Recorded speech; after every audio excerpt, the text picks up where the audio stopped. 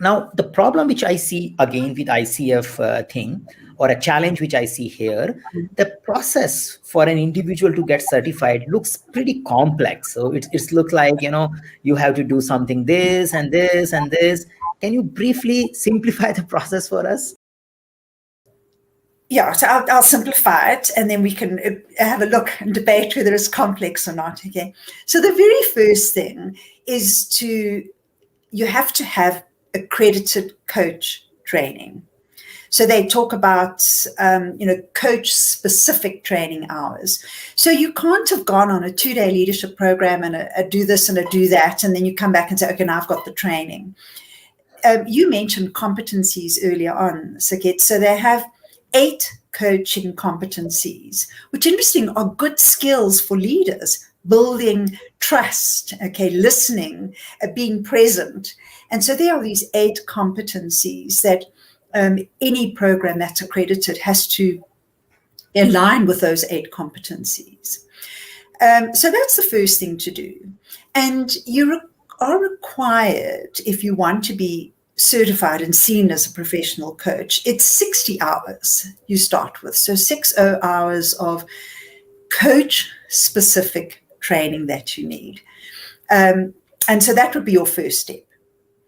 Once you've done that, well, then you can start coaching. So you might be internal in an organization and be coaching employees in that organization and leaders, or you might have your own practice that you can coach in, and you can coach across a variety of topics. So you could be that life coach or wellness coach or whatever, or you could be coaching business owners, or you could be coaching corporate leaders or people in corporates.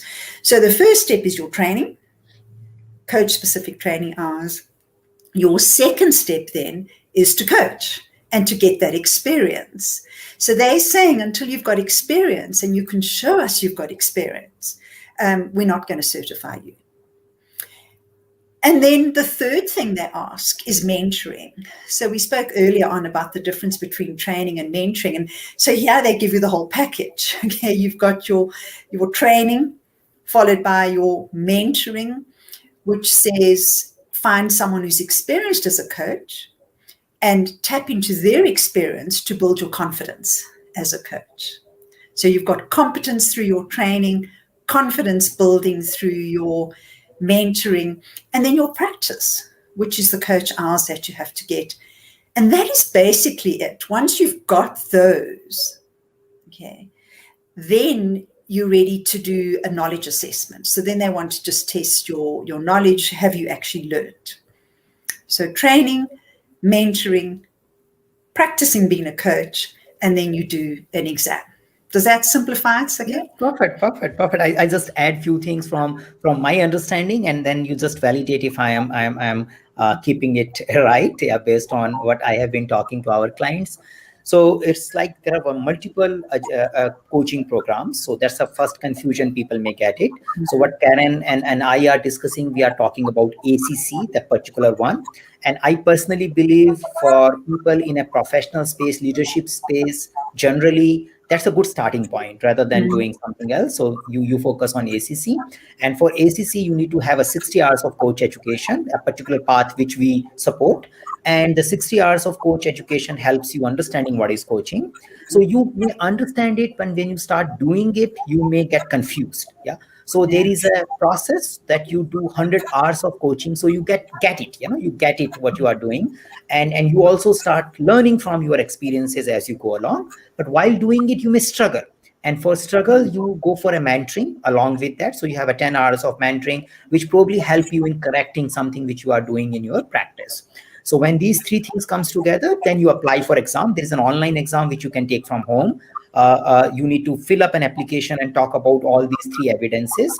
And once you finish those evidences part, you can take the online assessment.